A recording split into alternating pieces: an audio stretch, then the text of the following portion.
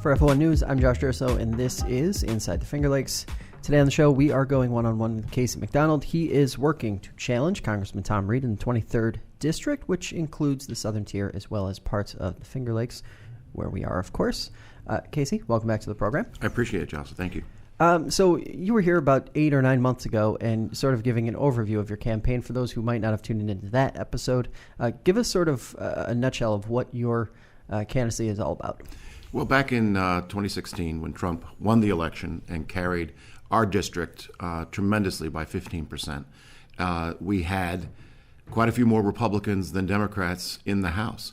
But Tom Reed, along with many other New York congressmen, as well as a number of other people from across the country, tried to make that Republican majority ineffective through a group called Problem Solvers. They basically had 24 Republicans vote with the Democrats dozens and dozens of times, and not once brought a victory towards conservative concepts, social conservatism, meaning traditional family values, not trying to teach children gender confusion, not allow a super citizen status for someone that claims that they're transvestite, for instance. But Tom's group basically brought those things forward. Plus, the fiscal conservative part. How do you reduce the budget? As much as Trump tried, as much as Mark Meadows and company tried to bring the budget under control, it was Tom Reed's group that basically said, no, we're going to keep the swamp the swamp. So that was back in 2017. And on my website, McDonald 2020 for my campaign website, or CaseyMcDonald.com, just for anything in general about me, I do document that very, very well. And Tom Reed was the king of the swing vote.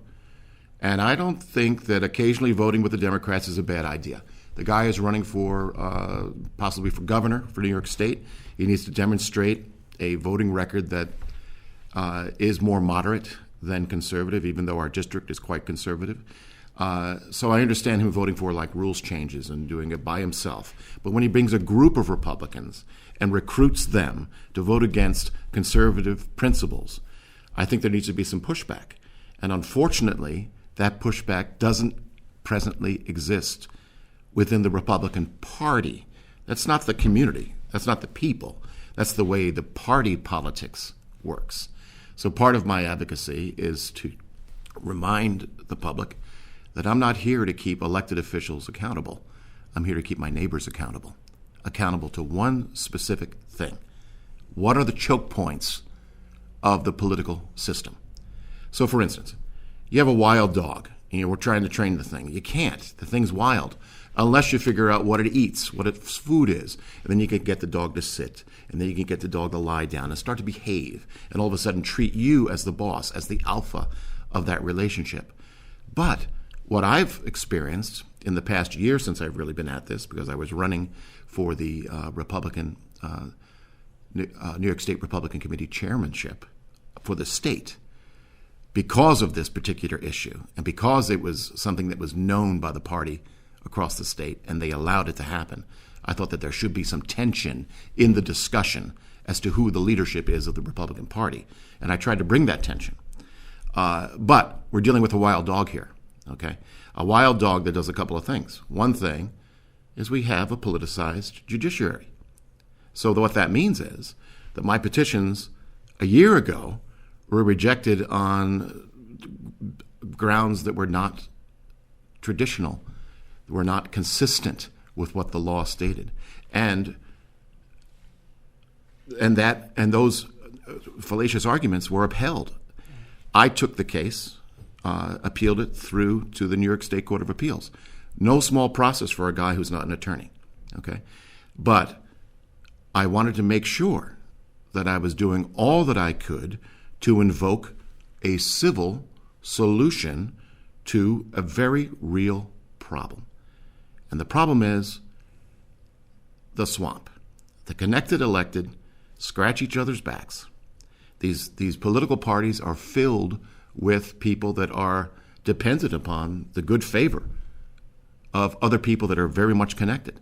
Ontario County has as its chairwoman someone who was the employee of Brian Kolb. and on through the list. So we really have a problem. And the problem is the people. Me and my neighbors. We have a good life. We were handed at a tremendous price this remarkable thing called freedom, right?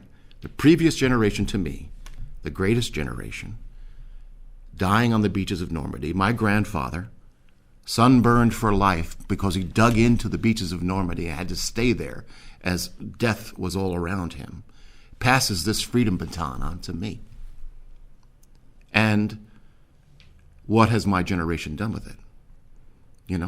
We are ignorant of what the electoral process is. Yes, there are primaries, and yes, there are general elections, but this right now is the choke point. This is the point, the designating petition season. It runs from the end of February to the beginning of April. It's just a few weeks, and it's the time when those in power should tremble. So basically what my advocacy is to say to my neighbors, say hello, visit my website, tell me you're saving your signature on a designated petition for Congress, for me, so that we can have tension in the primary process to discuss conservative and swing vote objectives of two separate candidates. Tom Reed has demonstrated that he is the king of the swing vote and has never brought the victory home to Republicans for conservative values, which are essential to the survival of our country. If Republicans are in the minority in Congress still after this upcoming cycle, how do you bring those wins back? We see that government is pretty ineffective at just getting things done in general. But if one party is in the minority, I would imagine that Reed is going to come back and say, I'm doing the best I can under the circumstances, that we're playing in. How do you how would you approach that situation if, the deck is sort of stacked the way it is right now? Well, the symbol for the Republican Party is the elephant, right? Elephants never forget. So we need to look back to the previous 115th Congress when Republicans had the majority. And when we had the majority, he recruited enough Republicans to make that irrelevant. What he's done in the 116th Congress, where the Democrats have basically the same majority that we had in the 115th, is nothing. He hasn't brought any shocking votes back to the Republican side to say, hey, I'm the king of the balance of Congress. He hasn't done it. Instead, what has he done? He has voted continually and historically with the Democrats. Yes, he votes many times partisan, but I'd like to know what his solutions are. Sure. Now, if he's running for governor, I understand some of the motives, that he's trying to represent himself as this, moderate, leaning towards progressive Republican. And there may be some advantages to that.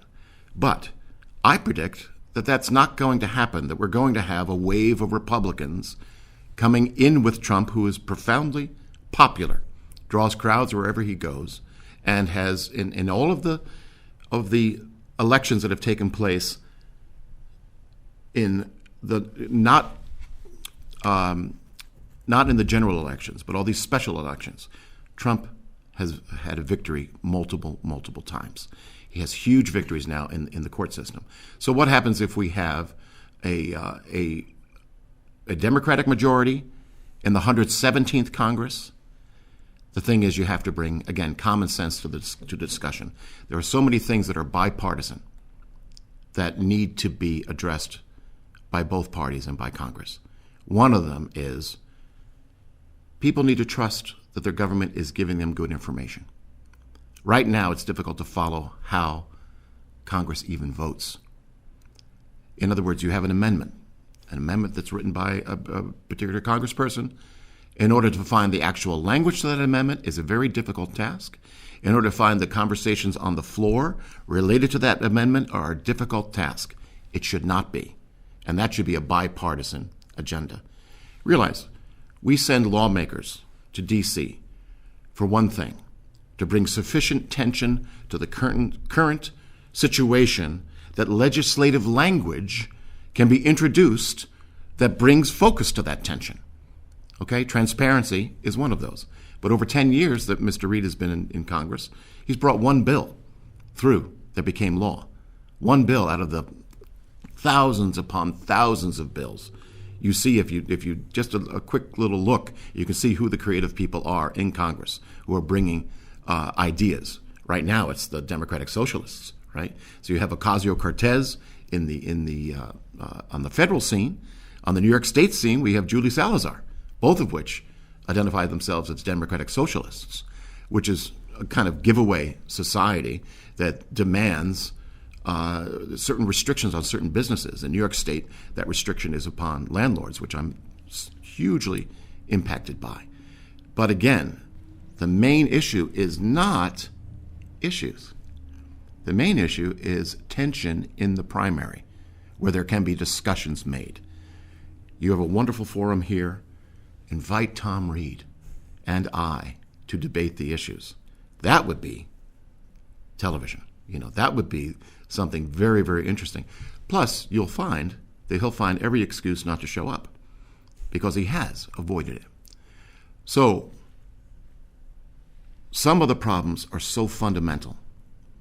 So, for instance, just prior to my announcement, a year ago, all the Republican chair people, knowing of what I've revealed about Tom Reed being the king of the swing vote, endorsed him unanimously without any discussions with their committees. And again, they are the connected elected. They are beholden to someone who is within government for their livelihood in many cases. The problem is that we as the ordinary citizenry are not embracing our responsibilities. So once again, this is the time of the designating petition season. In the absence of me gathering enough signatures, there will be no debate, and there will be no tension in the Republican primary for the congressional seat. And even if I gather the signatures, the courts are stacked against me. But I do ask my neighbors to help.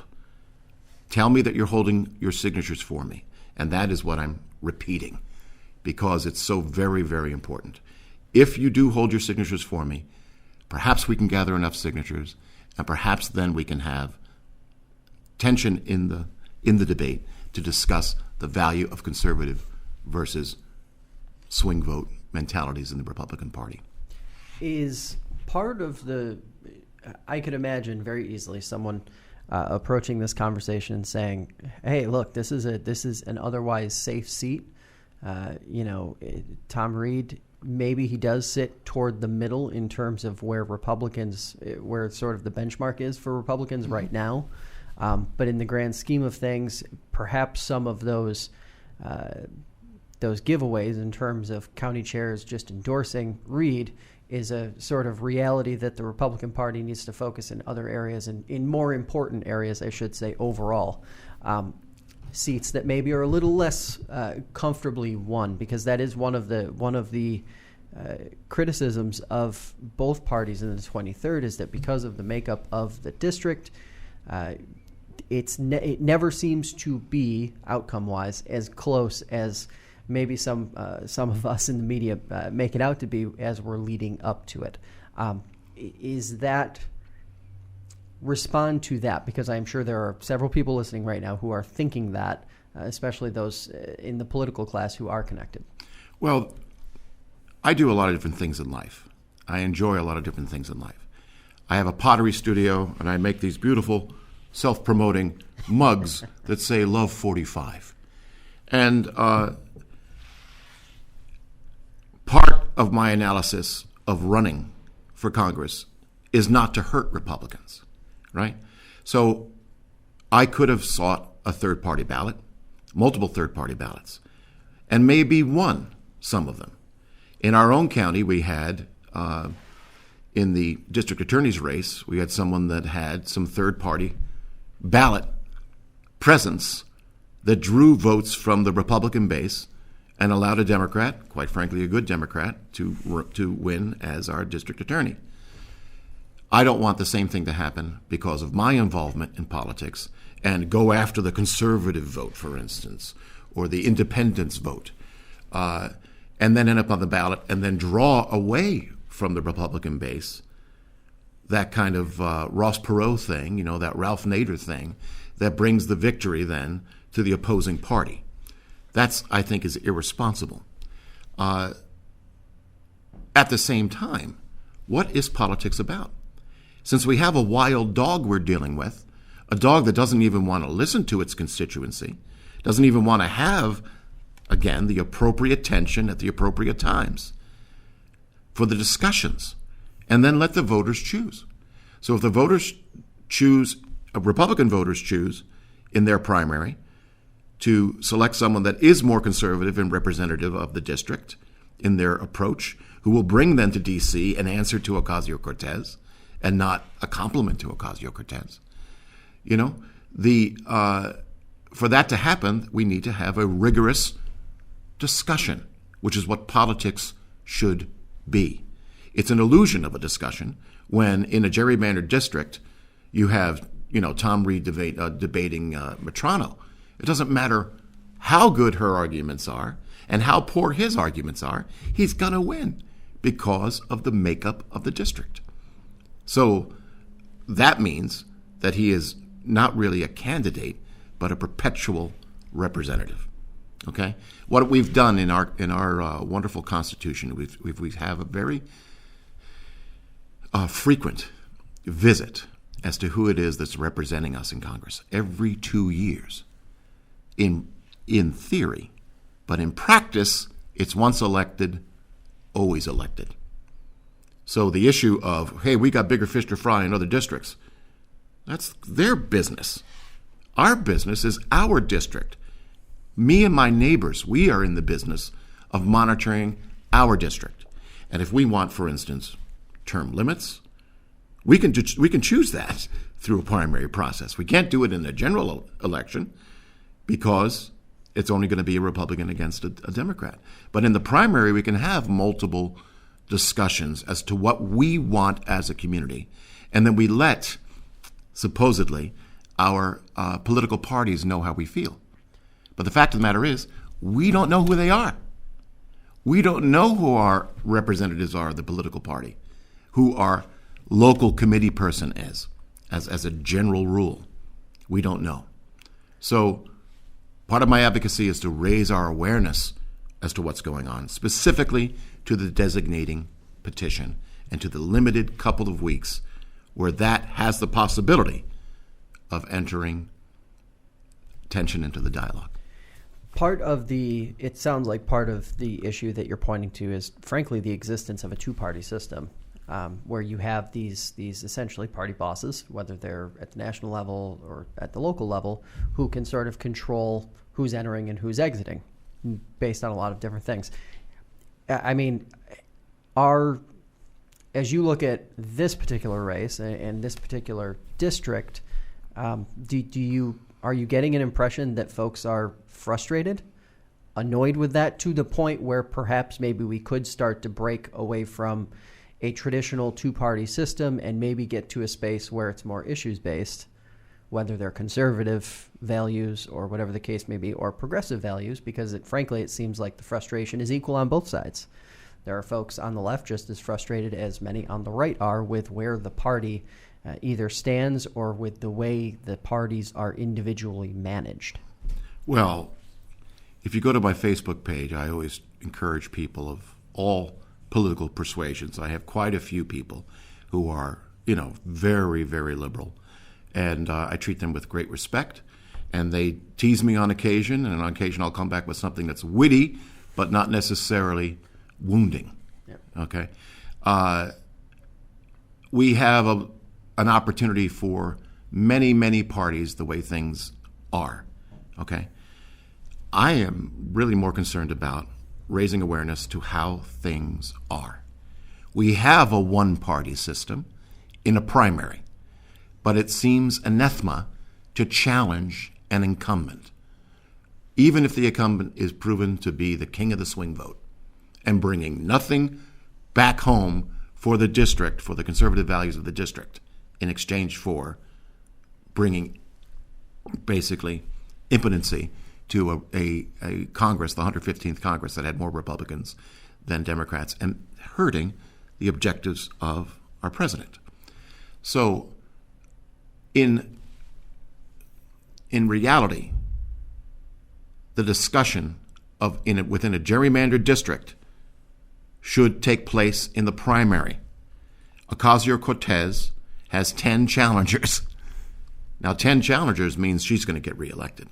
She's going to win the primary, unless those challengers can kind of figure out a way to whittle themselves out so that there is a more, moderate Democrat running against her within her own district.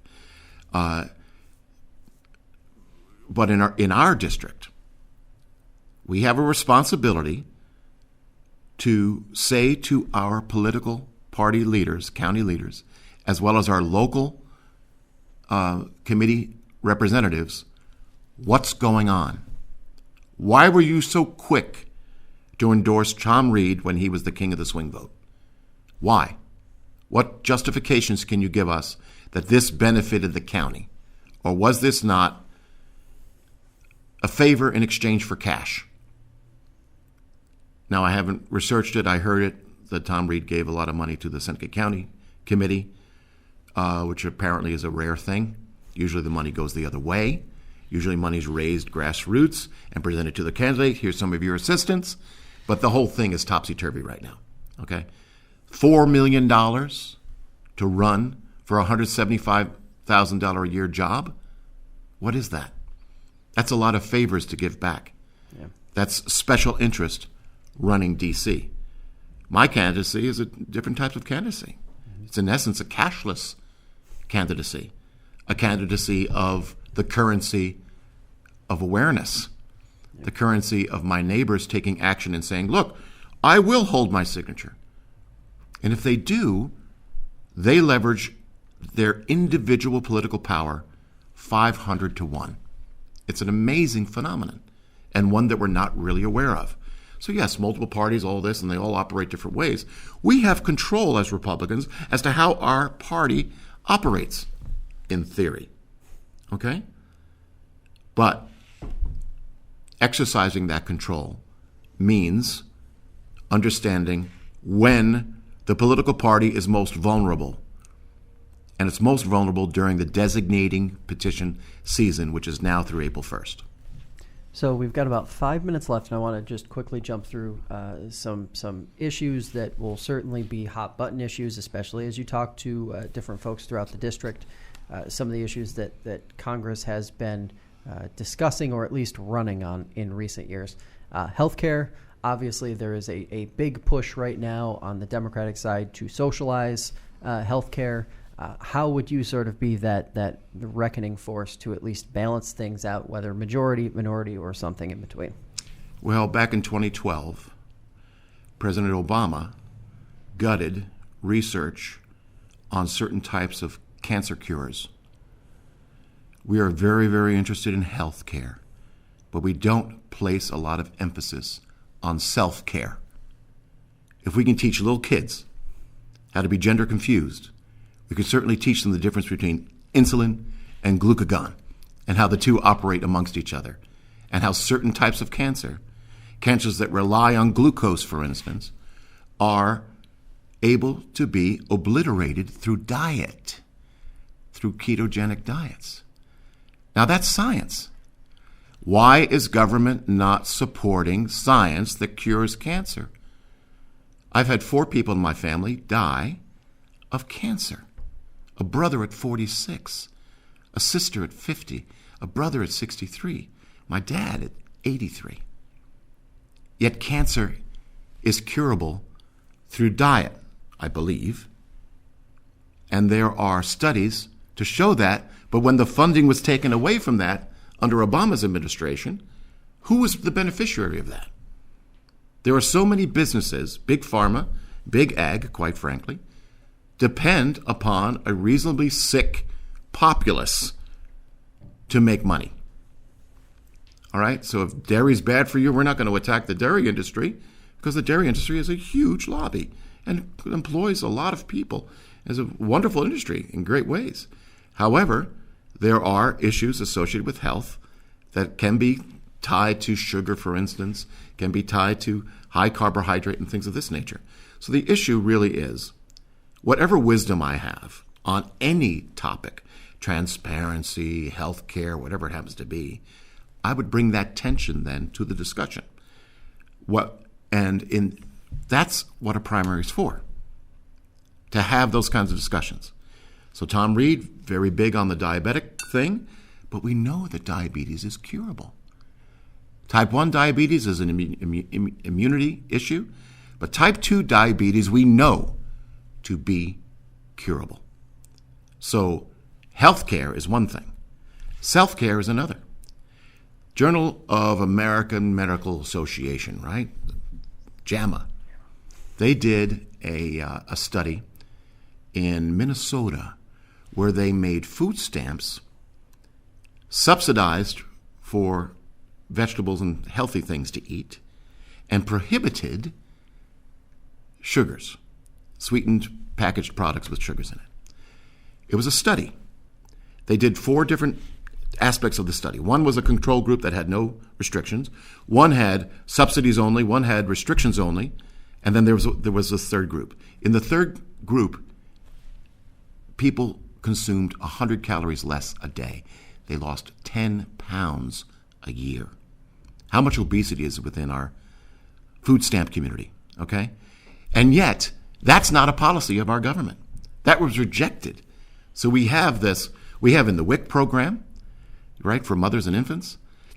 We have in the school lunch program dietary requirements that they're supposed to follow, but not in the SNAP, in the food stamp program. And we need to have it because it impacts people's health. Self-care is more important than health care. By the time someone goes to the doctor, by the time they can actually identify pancreatic cancer, for instance, it's too late. They got to cut half of your stomach out and all this other kind of stuff and do various procedures that are stopgap to keep you alive for a certain period of time. But the tracking is very, very difficult in the early stages of this cancer because it looks like anything else. And yet we know that a ketogenic diet attacks pancreatic cancer. And we know that it reverses diabetes. So, how do we emphasize that? How do we put that into legislative dialogue? We have a debate, okay, rather than a pat on the back and an automatic pass for a Republican in a gerrymandered district to create the tension so we can bring potentially a different individual into Congress to bring some creative dialogue, tension, amendments that put everyone else on the record. That it's not about supporting the special interest groups. It's about supporting the health of our neighbors in education, in incentivization, and that in itself will lower health costs. But in the absence of self-care, there's no amount of money that's going to take care of people. Okay? There's no amount of money. We're running out of time here, but where can folks learn more about your campaign as you move forward here through the petition process? Maybe they can even sign one of these petitions? Well, the best thing to do is my name is Casey McDonald, so you know my name. And if you have a responsibility to the political process, then know who the candidates are and know how you can help them the most. So go to CaseyMcDonald.com and follow through to my political website, learn more about me and my other things, with the pottery, etc., my bed and breakfast, etc. But say hello. If you say hello, I can literally send you a petition through email that you can mail back to me. The process is as simple as redeeming, $5 on a can of paint. It's a very simple process. And but if you don't say hello, then okay, I haven't made enough noise, and this particular political cycle ends. But politics is a marathon. And in the words of the former governor of California. I'll be back, Appreciate the time, Casey. Thank you, Josh. Thanks for listening or watching. Inside the FLX is a production of FingerLakes1.com digital media. It's presented by FL1 News and hosted by me, Josh Durso. New episodes are released on demand each week on FingerLakes1.com or the FingerLakes1.com app. You can also catch episodes anywhere you find podcasts. If you have an idea for an episode or question you'd like answered on the show, visit InsideTheFLX.com to submit it. Thanks for listening. We'll catch you next time.